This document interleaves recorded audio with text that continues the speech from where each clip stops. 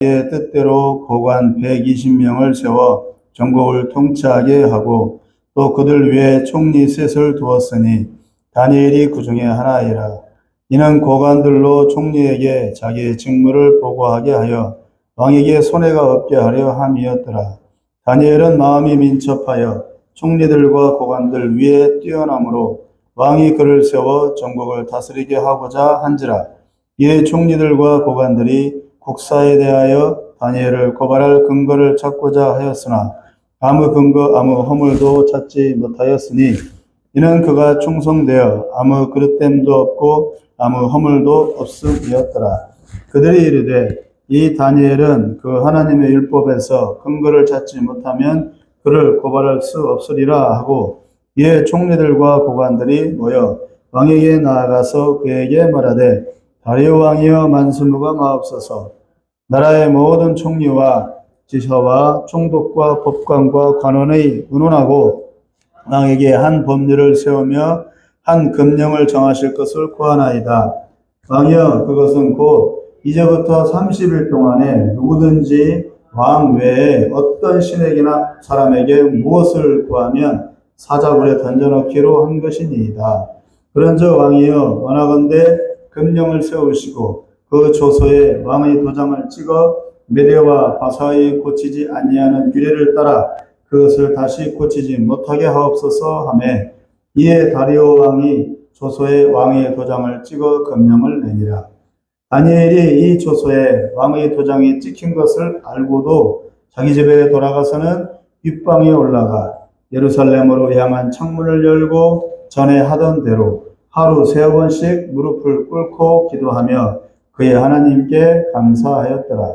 그 무리들이 모여서 다니엘이 자기 하나님 앞에 기도하며 간구하는 것을 발견하고, 이에 그들이 나아가서 금령에 관하여 왕께 아뢰되 왕이여, 왕이 이미 금령에 왕의 도장을 찍어서 이제부터 30일 동안에는 누구든지 왕 외의 어떤 신에게나 사람에게 구하면 사자굴에 던져넣기로 하지 아니하였나이까 하니, 왕이 대답하여 이르되 이 일이 확실하니 메대와 바사에 고치지 못하는 규례니라 하는지라.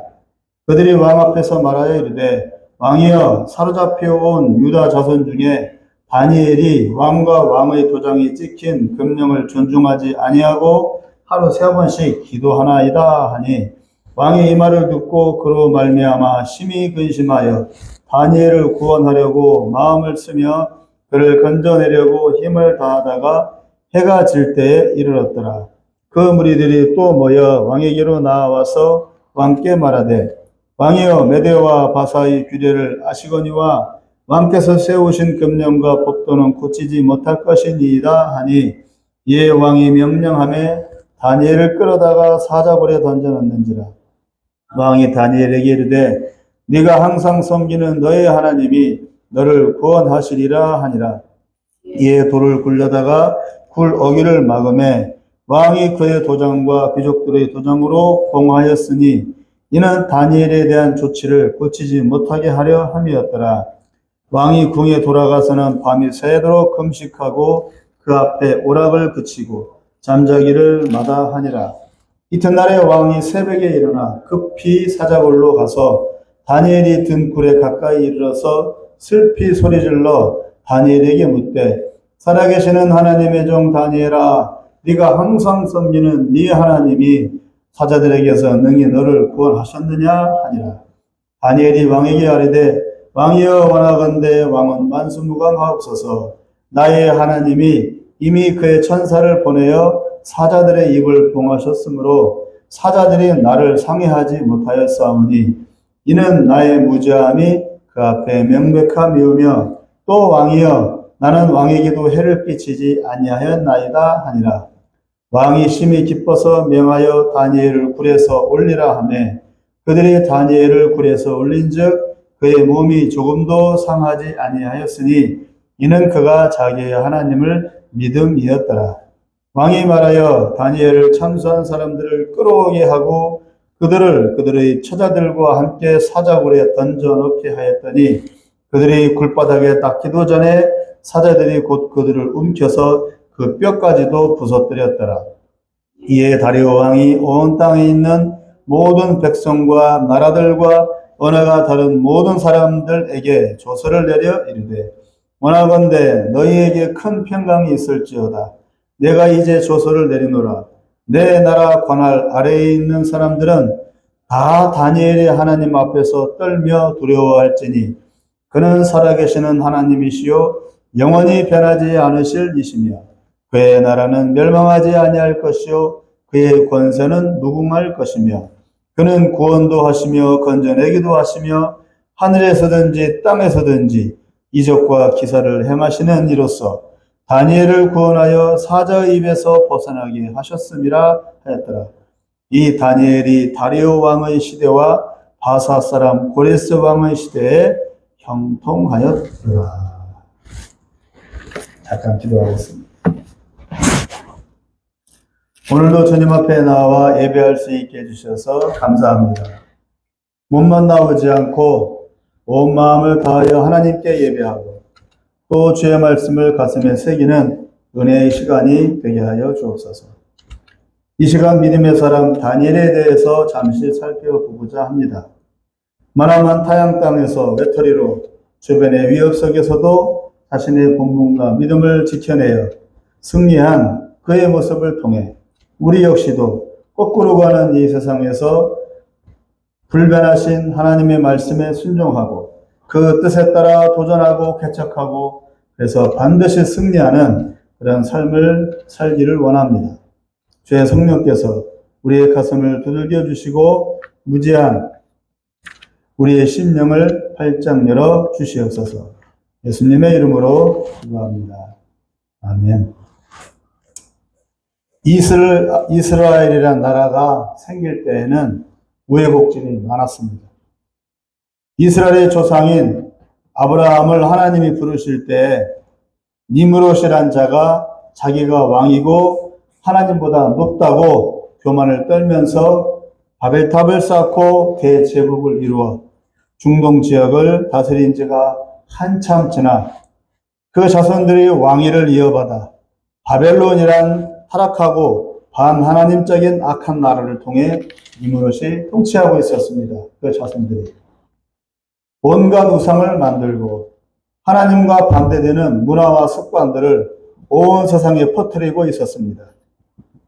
이때 하나님은 심판보다는 바벨론에 반대되어 오히려 하나님을 잘 섬기는 모범적인 나라를 이루어 온 세상이 바벨론 같은 나라만 있는 게 아니고 이스라엘이라는 하나님을 잘 섬기는 나라가 있으니 그들을 따라서 하나님을 잘 믿고 경외하게 하기 위해서 니므롯에 필적하는 한 사람을 부르셔서 그를 오랜 시간 동안 믿음으로 훈련시켰습니다.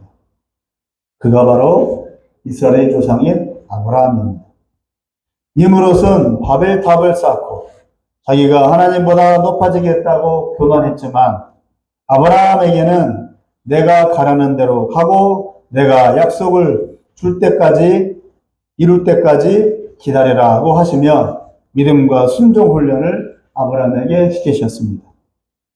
긴 시간 아브라함은 묵묵히 실수도 했지만 하나님의 은혜로 무던히 참고 견디며 기다리면서 오직 하나님만을 의지하고 오직 하나님만을 경외하는 진실한 믿음의 모습을 갖추게 되었고 이를 통해서 하나님은 이스라엘이라는 믿음의 나라 그리고 하나님의 이름으로 불리워지는 특별한 나라를 세웠습니다. 무엇에 대적해서요? 바벨론이라는 나라에 대적해서 그리고 온 세상이 그 니므롯이 세운 바벨론 제국의 영향을 받고 있었기 때문입니다.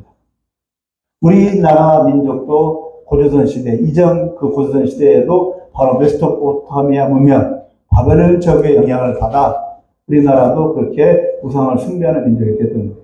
그 유적이 남아있어요. 만주 지역.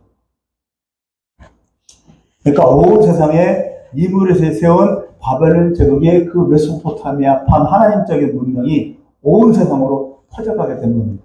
중국뿐만 아니라 우리나라도 포함해서. 네, 세계 최고의 오랜 문명이 바로 메소포타미아 문명입니다. 바벨론 문명입니다. 그 영향력이 무시무시합니다. 니무롯의 영향이 무시무시해요. 그의 반대대로 하나님께서 아니다. 그럼에도 불구하고 하나님을 끝까지 믿고 하나님만을 섬기는 나라를 세워야 되겠다. 그래서 이스라엘을 세워야 되겠다. 그래서 이스라엘 조상인 아브라함을 세운 겁니다. 니무롯의 반대 아브라함, 바벨론의 반대 이스라엘.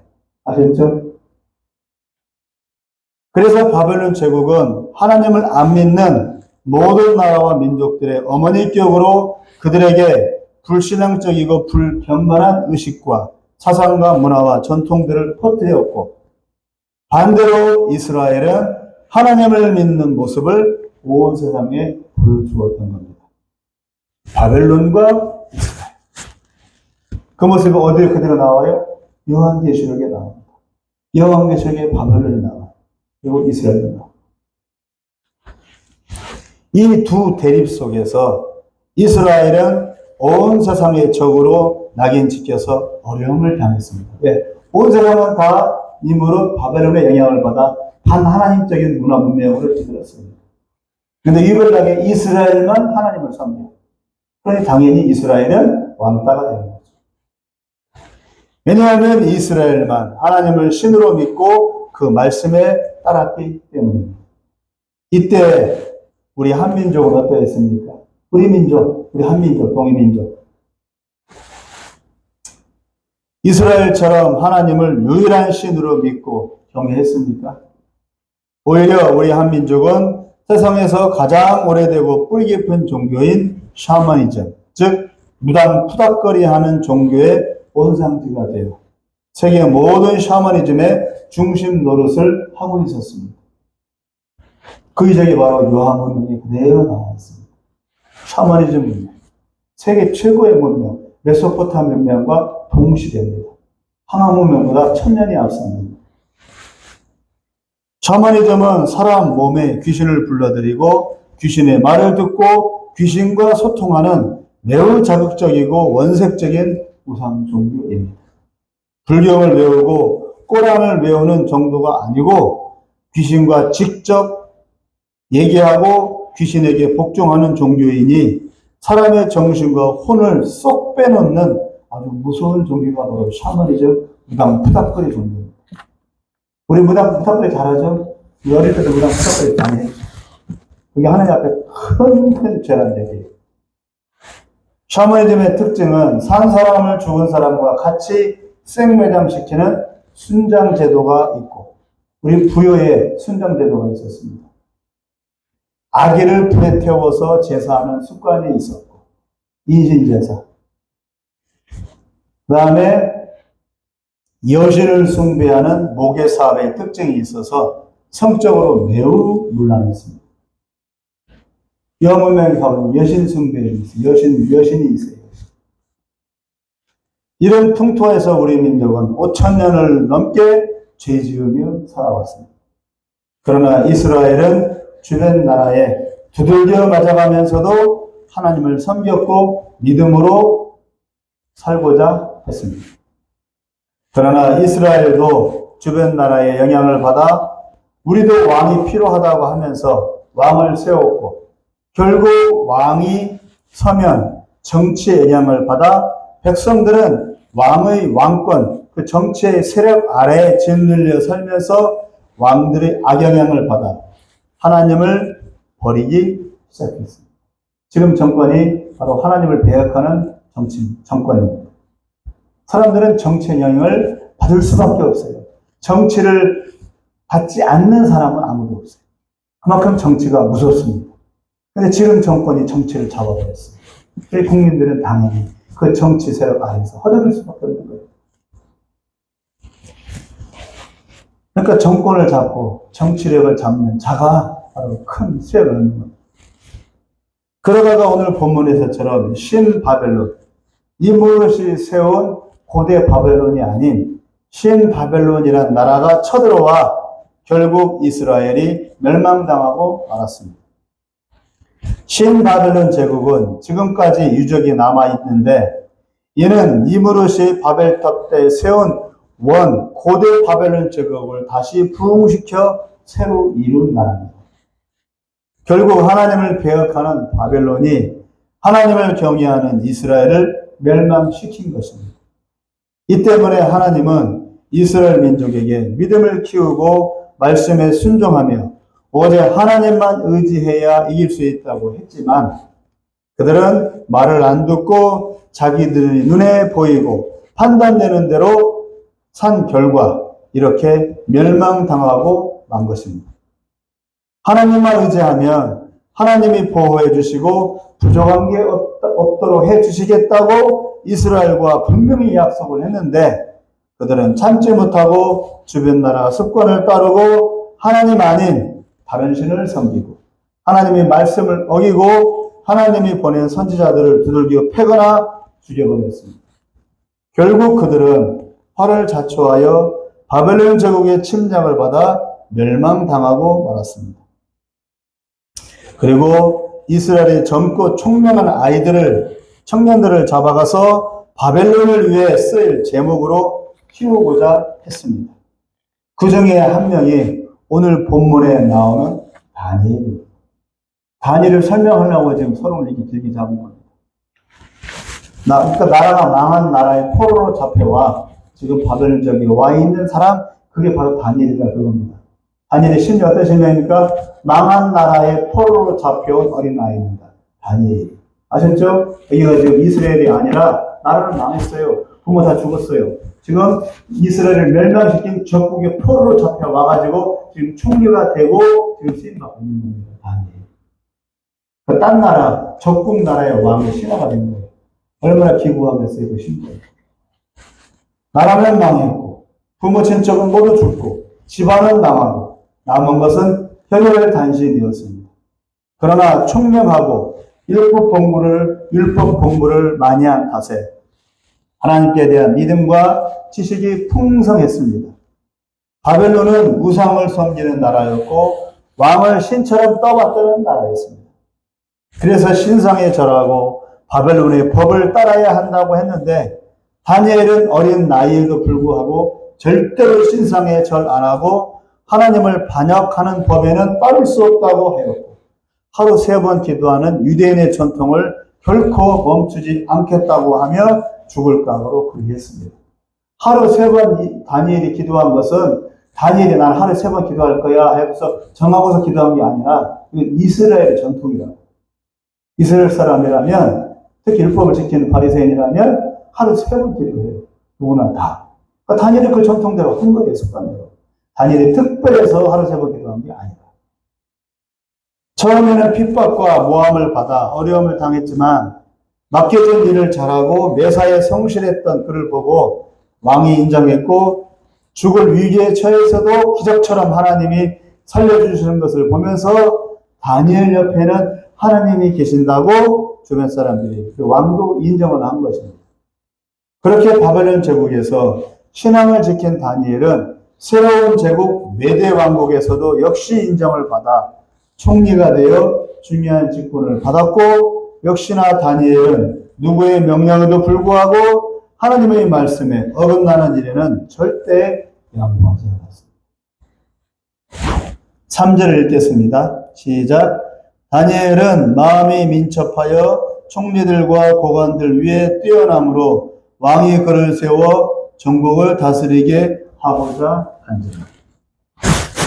다니엘은 하나님을 믿기 때문에 매사에 성실하고 맡겨진 일에 충성을 다했기 때문에 왕으로부터도 인정을 받았지만 문제는 이런 다니엘을 다른 신하들이 시기 질투한 것입니다. 4절을 읽겠습니다. 시작. 이에 총리들과 고관들이 국사에 대하여 다니엘을 고발할 근거를 찾고자 하였으나 아무 근거 아무 허물도 찾지 못하였으니 이는 그가 충성되어 아무 그릇됨도 없고 아무 허물도 없음이었다. 7절이요. 시작.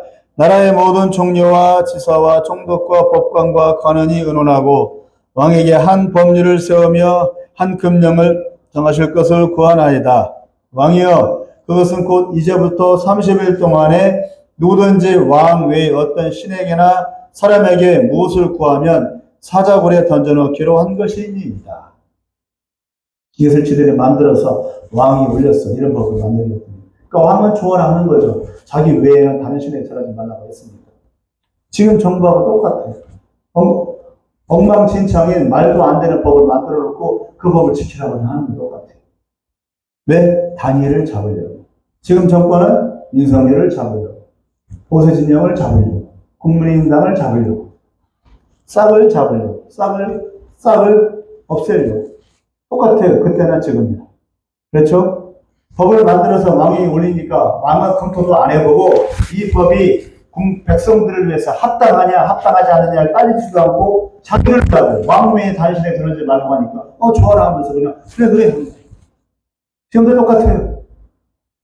오직 한 사람을 위한 지금 법을 만들고 있는 거예요.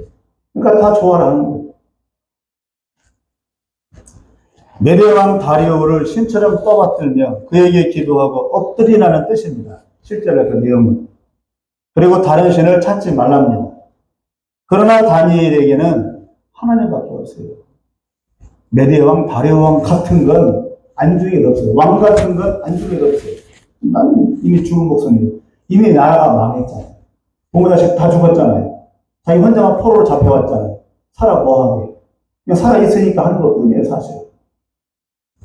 살겠다고 왕 앞에 절하고, 그래? 진짜 하나님처럼? 천만에 만만해. 지금 법을 만들어. 이재명 정권, 이재명을 위한 법을 만들어. 그 법을 만들어서 지키라고 그래. 만들지 말고. 상관없어요. 우리는 그런 법 지킬 필요 없는 거예요. 총리라는 벼슬도 사자골에 빠뜨린다는 위협도, 그 어떤 형벌과 위협도 그에게는 통하지 않습니다. 오직 하나님을 섬기는 것이 그의 제일 우선입니다. 포로로 잡혀와서 바벨론 제국과 메대 왕국의 총리가 되고 큰 폐슬과 큰 역할이 주어져도 그에게는 그것이 중요한 게 아닙니다. 지금 자신이 망한 이스라엘을 기록한 채 이제 적국의 신하가 되어 적국을 위해서 일하지만 자신은 여전히 이스라엘의 하나님을 섬기며 멸망당한 이스라엘을 잊지 않고 있었습니다. 왜 이스라엘을 위해서요? 하나님이 이스라엘을 통해서 온 세상에 하나님을 증거하기 위해서 이스라엘을 만들었습니다. 왜 우리가 보수 정권을 지지합니까? 왜 윤석열 대통령을 지지합니까? 윤석열 대통령과 보수 정권이 지지하고 있는 바가 하나님 앞에 공의롭고 온전하다고 생각하니까. 그래서 우리가 지지하는 거예요. 윤 대통령 한 사람 지지하는 게 아니에요. 그런데 이재명 정권은 좀 반대로 가는 거예요. 하나님적인. 지금 죄를 핍박하잖아요. 목사님들 지금 구속영장 내려있잖아요. 제가 이렇게 손인모 목사님한테 구속영장 신청했잖아요. 멸망당할 날이 얼마 안 남았습니다. 다니엘은 결단력이 있고 강한 사람입니다. 자신의 나라를 멸망시키고 자신의 터전을 황폐화시킨 나라에 포로로 끌려와서도 꿋꿋하게 총리까지 하고 있으니 대단히 영리하고 똘똘하지만 그런 생활을 감당할 수 있을 만큼 심지어가 굳건하고 하나님께 대한 믿음이 견고합니다. 다른 사람 같았으면 벌써 입에 칼 물고 죽어버렸을 거예요. 그러나 안 죽고 꿋꿋이 버티고 총리까지 하고 있다는 사실은 그가 대단해서가 아니라 그만큼 심지어가 굳건하고 하나님 앞에서 신명이 강렬하기 때문이라는 얘기입니다. 대부분의 사람들은 환경이 바뀌면 마음도 흔들리고 신앙도 연해지게 마련입니다. 그리고 주변에 사람도 없고 혼자라면 더욱 외로움과 두려움에 치를 떨며 그냥 허물어져 버릴 겁니다. 그러나 다니엘은 강인했고 결코 자기 자신을 허물어뜨리지 않았습니다. 그 비결이 무엇이었을까요? 10절을 읽겠습니다. 시작. 다니엘이 이 조서에 왕의 도장이 찍힌 것을 알고도 자기 집에 돌아가서는 윗방에 올라가 예루살렘으로 향한 창문을 열고 전에 하던 대로 하루 3번씩 무릎을 꿇고 기도하며 그의 하나님께 감사해요. 다니엘은 소망이 있었어요.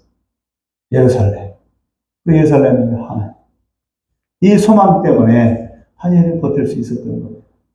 이게 없었다면 다니엘도 허물어지는 거죠. 메대의 총리, 바벨론의 총리로 자자손손 부귀영화 누릴 수 있어요. 그러나 다니엘은 그런 거 관심도 없어요. 하루 3번의 기도가 다니엘을 붙잡아 주었습니다. 왜 하루에 3번 기도합니까? 이스라엘의 전통입니다. 그리고 어려서부터 다니엘이 하나님을 섬기는 방법으로 훈련받아온 전통입니다. 다니엘은 믿음을 지키려고 고집스럽게 하루 3번 기도한 게 아닙니다.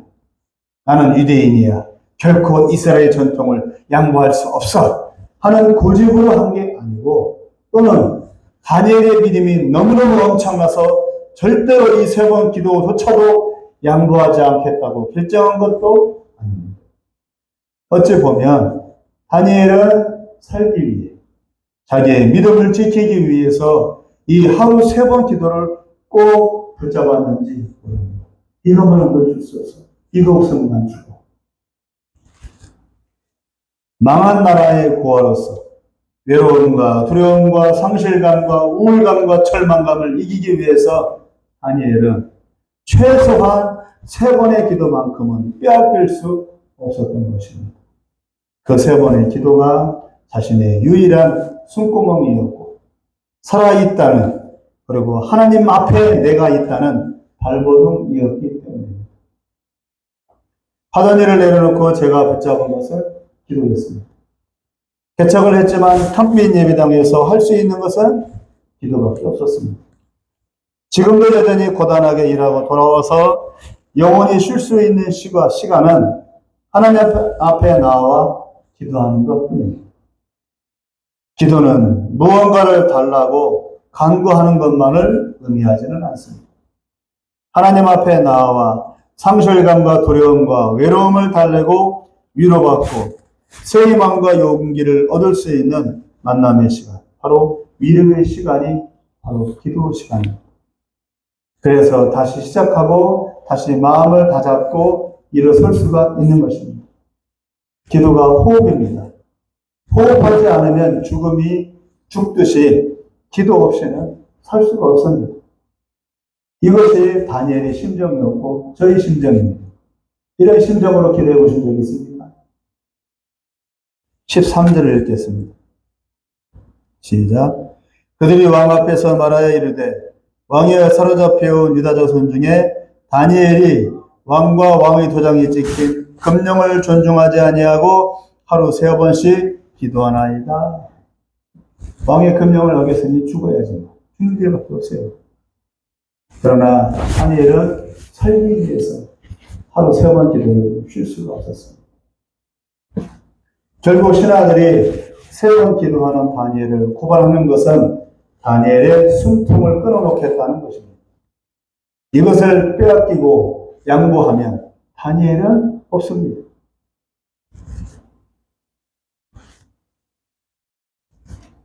아무 것이건 아무 의미가 없고 쓸데가 없습니다.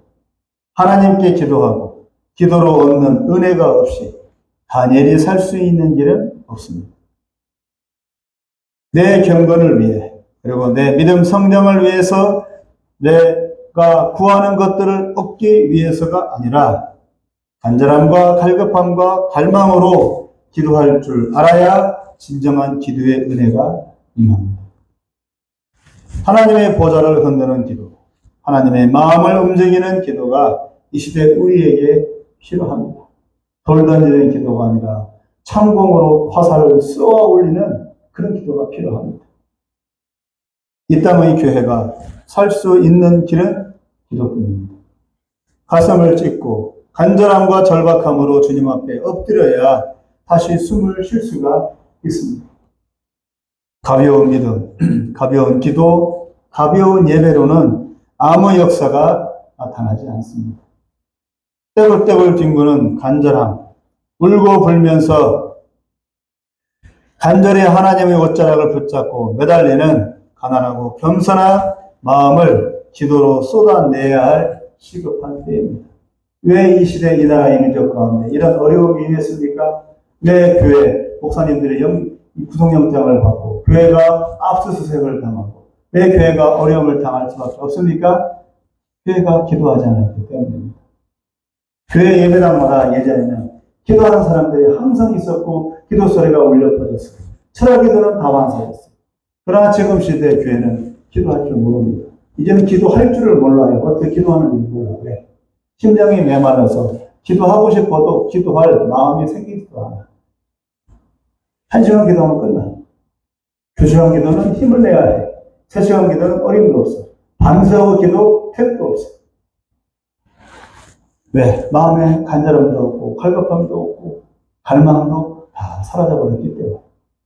차고 넘치는 풍요로움만이 가득하니까. 먹고 살만하니까. 그러니까 교회는 죽을 수밖에 없고 기도 안 하게 되고, 그렇게 되면 결국은 쓰나미처럼 밀물처럼 사단의 귀신의 역사가 몰려오는 겁니다. 그럼 제일 타겟은 교회입니다. 믿는 사람들 다 쓰러져 자빠지는 겁니다. 이 나라의 민족, 하나님 나라 위해서 영광을 위해서 쓰임받겠다고 그렇게 많은 눈물을 흘리며 기도했던 이 나라의 민족, 이제는 공산화가 눈앞에 와 있습니다. 어떻게 할 겁니까? 다시 허리띠를 졸라매고 가슴을 찢고 통회자도 가고 기도해야 할 때입니다. 온 기독교인들이 교회가 아니라 한 사람 한 사람 믿는 사람이 놀러갈 생각 그만하고 누릴 생각 그만하고 좋은 차 볼 생각 그만하고 다 팔아 제끼고 이제는 가난한 마음으로 주님 앞에 나와 무릎 꿇고 기도할 때입니다. 근데 아직도 정신을 못 차려요. 갈 때까지 가겠죠. 갈 때까지 가겠죠. 박살날 때까지. 누구 때까지요? 다니엘의 나라 이스라엘이 멸망될 때까지. 이스라엘 멸망당할 때 무슨 일을 당했습니까? 남은 왕비는 강간당하고 왕은 눈이 뽑히고 왕자들은 그 왕 아버지 앞에서 개죽음 당하고 온 백성들은 철저하게 다 짓밟히고 포로로 끌려가고 나라는 완전히 풀밭 돼버리고 황폐화 돼버리고 우리나라도 그렇게 될 수도 있다는 얘기예요. 15절 읽겠습니다. 시작. 그 무리들이 또 모여 왕에게로 나와서 왕께 말하되 왕이와 메대와 하사의 규례를 아시거니와 왕께서 세우신 금령과 법도는 고치지 못할 것입니다. 온갖 족쇄와 멍에로 다니엘을 올감합니다. 남은 것은 이제 죽느냐 사느냐 뿐입니다. 다른 길은 없습니다. 다니엘에게 주어진 운명이고 오히려 이것이 다니엘에게 주어진 기회입니다. 즉 우리나라 이민족이 어려움을 당했을 때 이때가 바로 오히려 우리에게 큰 족쇄가 되고 있지만 그러나 기회가 될 수 있다는 것. 바벨론 메대 제국의 왕들 앞에서 총리로 쓰임받으면서 다니엘이 한 일이 무엇입니까? 바벨론을 위해 메대를 위해 충성한 것뿐입니다. 이러려고 잡혀왔습니까? 하나님이 다니엘을 이렇게 쓰시려고 포로로 잡혀오게 한 것입니까? 바벨론을 위해 메대를 위해 다니엘을 쓰시려고 천만의 만만. 그 옛날 애굽의 총리가 된 요셉 역시 온갖 고생을 다 하고 나서 애굽의 총리가 되었는데 그가 한 일이 뭡니까? 흉년때 애굽을 살린 것. 그리고 애굽을 풍요롭게 한 것이 전부입니까? 애굽을 위해서 하나님께서 요셉을 애굽에 박아놓은 겁니까? 아니죠. 애굽을 위해 충성하라고 하나님이 요셉을 애굽으로 보낸 것 아닙니다. 더 중요한 사실은 70명의 요셉에 남겨진 가족들이 기근을 피해 애굽에 들어와 살도록 한 것이 요셉이 총리가 된 목적입니다. 총리 자체가 목적이 아니라. 이 사람들은 요셉이 총리가 된 것만 가지고 요셉의 축복 하고 있어요. 그 축복을 사용을 했잖아요. 어디로? 70명의 이스라엘 백성들 고센 땅에 와서 살게 한 거예요. 이 민족이 축복을 받았어요. 하나님 잘 믿어가지고. 축복 해서 축복을 받았어요. 그러나 요셉처럼 그 축복을 사용할 줄 몰라. 그냥 펑펑 쓰기만 했어요, 이제까지. 그래서 용맹욕구를 당한 겁니다. 총리가 목적이 아니라 70명의 식솔들을 안전하게 고센 땅에 살게 하여 결국 오랜 시간이 지나 200만 명으로 불어나게 한 것이 바로 요셉의 사명이었습니다. 마찬가지로 다니엘의 역할은 무엇입니까? 놀라운 기적과 강인한 신앙으로 주변을 감동시켜 모두 회심시켰습니까? 메대 사람들, 바벨론 사람들을? 아니면 망한 이스라엘이 다시 회복되었습니까? 다니엘 때? 아니에요. 분명히 다니엘의 사명이 따로 있습니다. 그게 무엇일까요? 그게 뭘까요? 다니엘 설명은 뭘까요? 다니엘이 왜 잡혀왔어요? 그래서 왜 바벨론, 메대, 바세제국, 세 제국의 총리가 되었습니까? 다니엘이 따로 있다는 겁니다. 이것을 위해서 지금 다니엘은 막다른 골목에 다다는 것입니다. 죽느냐 사느냐의 절박한 상황으로 하나님은 다니엘을 내몰고 계십니다. 준비시키기 위해서. 들깨 있죠, 들깨들. 먹는 들깨. 들깨들이 모아져 틀에 꽉 채워지면 위에서 도망가지 못하게 잡아놓고 깨들을 압축하고 누르면 결국 무엇이 나옵니까? 무엇이 나옵니까? 들깨를 압축해서 짜면은 무엇이 나옵니까? 들기름이 나옵니다. 목적은 뭡니까? 왜 꽉 모아가지고 누릅니까? 들깨들을 괴롭히려고? 괴롭히는 게 목적입니까? 목적이 뭐예요? 기름. 왜 다니엘을 이렇게 꽉꽉 쪼입니까? 네? 총리가 됐는데 왜 자꾸 압축을 하고 사족으로 집어쳐내려고 합니까? 왜 압축을 합니까? 뭐 짜내려고요? 다니엘의 기름을 짜내려고. 그럼 다니엘의 기름이 뭘까? 왜 우리 민족을, 우리 교회, 이 나라 민족 교회를 왜 이렇게 압축을 합니까? 기름 짜내려고. 그 기름이 뭘까? 곰곰이 생각해 보십시오. 우리에게서 나올 기름이 뭔가? 어떤 기름인가? 그건 생각 안 해. 고통만 생각하고. 왜 하나님이 우리를 이렇게 압축을 할까? 그것만 생각해. 하나님의 목적은 따로 있는 거예요. 작은 틈이 있어도 기름이 제대로 모아지지 않습니다. 완전하게 막혔을 때야 제대로 기름이 모아지듯이 완전히 절망하고 완전히 다른 길이 딱 막혔을 때야 역사가 일어납니다. 고난이, 고통이 이빨이 찼을 때 그때야 기름이 나옵니다. 아직은 아닌 것 같아요. 아직은 숨도 쉬고 있어요. 숨도 못 쉴 때, 그때 22절을 읽겠습니다. 6장 22절이요. 시작. 나의 하나님이 이미 그의 천사를 보내어 사자들의 입을 봉하셨으므로 사자들이 나를 상해하지 못하였사오니 이는 나의 무죄함이 그 앞에 명백함이오며 또 왕이여 나는 왕에게도 해를 끼치지 아니하였나이다. 다니엘이 사자들의 입을 막았습니까? 사자들이 다니엘을 알아보고 지들이 알아서 가만히 있었습니까? 분명히 기적이 일어났는데 사자굴에 빠뜨렸는데 사자들이 다니엘을 안 잡아먹어. 이렇게 기적이 일어났는데 이 기적이 어떻게 일어났느냐 하는 것입니다. 저절로도 아니고 다니엘 스스로도 아니고 바로 다니엘이 믿고 의지하는 그 하나님이 도우신 겁니다. 26절을 읽겠습니다. 시작. 내가 이제 조서를 내리노라. 내 나라 관할 아래에 있는 사람들은 다 다니엘의 하나님 앞에서 떨며 두려워할지니 그는 살아계시는 하나님이시요 영원히 변하지 않으실 이시며 그의 나라는 멸망하지 아니할 것이요 그의 권세는 무궁할 것입니다. 다리오 왕이 스스로 인정하고 고백하고 선포합니다. 다리오 왕은 이스라엘을 멸망시킨 나라를 이어받아 나옵니다. 다니엘의 하나님이 그렇게 했다. 왕의 선포입니다. 온 백성들이 믿지 않을 수 없는 왕의 권세로 선포했습니다. 다니엘의 믿음을 결단했을 때 뒷수습을 하나님이 하셨습니다. 다니엘은 살아날 줄로 알고서 그리한 게 아니고 죽을 각오로 그리한 것입니다.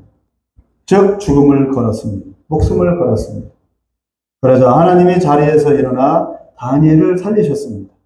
즉 다니엘은 믿음의 시험을 이겨낸 것입니다. 목숨보다 하나님 섬기는 것을 더 우선시했습니다. 아들보다 하나님의 말씀에 더 순종하여 칭찬받고 인정받은 아브라함처럼 지금 다니엘은 적국의 왕으로부터 다니엘의 하나님으로 인정된 것입니다. 하나님은 이 믿음의 결단으로 오도록 다니엘을 인도하시고 기다리시고 꽉꽉 내누른 것입니다. 28절을 다 같이 읽겠습니다. 마지막으로 28절이요. 시작. 이 다니엘이 다리오 왕의 시대와 바사 사람 고레스 왕의 시대에 형통하였더라. 믿음의 결단과 하나님의 인정 이후에야 형통함이 임했습니다. 즉 복을 받은 것입니다. 말씀을 맺겠습니다. 살기 위해 발버둥치며 기도하기를 포기하지 않은 다니엘의 믿음의 결단은 그로 하여금 사자굴에서 살아나게 하고 더 나아가 다리우 왕으로 하여금 하나님을 고백하게 했습니다. 이후 다니엘은 형통했지만 형통이 목적이 아니라 이 이후에 다니엘은 더 놀라운 일들을 겪고 그 믿음을 드러내요. 결국 하나님이 이루고자 하신 목적, 즉 메시아의 도래와 영원한 하나님의 나라에 대한 예언을 기록하게 됩니다. 이것이 목적이었습니다. 다니엘을 포로로 잡혀와서 총리가 되게 하고 꽉꽉 내리눌러 고통을 받게 하고 믿음의 결단을 내리기까지 하게 한 목적은 뭐냐? 첫째, 메시아를 준비하고, 두 번째, 하나님의 나라를 준비하게 하고, 이 두 가지. 다니엘의 목적. 요한계시록과 다니엘서는 직결됩니다. 이스라엘의 재건에 대한 예언과 함께 다니엘은 하나님이 그토록 원하시는 하나님의 나라를 예고하고 준비시키기 위한 존재였던 것입니다. 그러므로 마지막 때를 준비함에 있어 기본은 다니엘과 같이 간절히 그리고 물러섬 없는 결단의 자세입니다. 언제 꽉꽉 내리누르고 빈틈없이 압축당할 그때 이 나라 이 민족이 바라보아야 할 비전은 무엇입니까? 바로 주 예수 그리스도의 재림과 하나님의 나라. 이 시대에 이 땅의 교회가 바라봐야 할 것은 무엇입니까? 여전히 아직도 교회 양쪽 부흥입니까? 우리 교회 같은 경우는 건물 세워서 크게 지을까 하는 겁니까? 그게 아니라 예수님의 재림과 하나님의 나라를 준비하는 것입니다. 한 영혼 구원하는 것입니다. 이 땅에서, 열방에서, 땅끝에서, 저 이스라엘 땅에서 그 초점으로 맞춰질 때에야 희망이 있는 겁니다. 여전히 꿈에서 깨어나지 못하며, 여전히 자기 도취에서 깨어나지 못하며, 이 나라의 민족, 이 땅의 교회 희망 없습니다. 그대로 멸망할 겁니다. 이스라엘 멸망하듯이. 사자굴에 빠뜨려지더라도 끄떡하지 않는 강이라고 담대한 굳센 믿음의 모습, 이것이 필요합니다. 다 내던지는 믿음, 이것이 필요합니다. 쥐고 있고 틀어지고 있는 모든 것 내던지는 믿음, 이것이 필요합니다. 아니면 저처럼 강제로 다 차압당할 겁니다. 미리 버리시기 바랍니다. 아니면 저처럼 빼앗깁니다. 아무것도 남기고 없이. 뒤늦게 후회하게 됩니다. 그리하면 하나님이 뒷수습하시고 일하십니다. 다니엘의 이 영성으로 마지막 때를 잘 준비하시며 현실의 삶을 잘 운전해 가시는 우리 모두가 되기를 간절히 기원합니다. 기도하겠습니다. 다니엘은 암담한 시대에 살았습니다. 나라가 망했습니다. 부자식은 산산이 흩어졌습니다. 아무것도 없습니다. 포로로 잡혀와 적국에 신하로 쓰임받아야 하는 그런 처절한 운명입니다. 그럼에도 불구하고 다니엘은 자살하지 않았습니다. 포기하지 않았습니다. 꿋꿋하게 살아남았습니다. 네, 그렇게 살도록 하나님은 내밀었습니다. 그리고 인정받았습니다. 그리고 오히려 하나님의 영광을 적국의 왕으로부터까지 인정받고 선포하기까지 했습니다. 고난 가운데서 다니엘의 믿음을 통해 하나님의 영광을 받으시고 다니엘을 통해서 하나님이 하고자 하신 목적과 그 뜻을 이루고자 하십니다. 이 나라의 민족 가운데 어려움이 닥쳤습니다. 이 땅의 교회 가운데 승승장구하던 이 땅의 교회 가운데 어려움이 닥치고 있습니다. 깨어나야 할 때입니다. 우리가 마지막 붙잡아야 할 그것, 바로 우리 주 예수 그리스도의 다시 오십니다. 그리고 그분이 이루실 그 마지막 하나님의 나라를 바라봐야 할 때입니다. 마지막 때를 준비하려고 이 나라의 인정을 세우셨고 이 땅의 교회를 세우셨고 우리 한 사람 한 사람 있는 사람들을 세우실 줄로 믿습니다. 우리의 영이 깨어나기를 원합니다. 우리 눈이 띄어지기를 바랍니다. 그래서 마땅히 붙잡아야 할 것을 붙잡고 보아야 할 것을 보고 그리고 결단해야 할 것을 결단하기를 소망합니다. 그러하신 성령님 우리의 눈을 열어 주시옵소서. 예수님의 이름으로 기도합니다.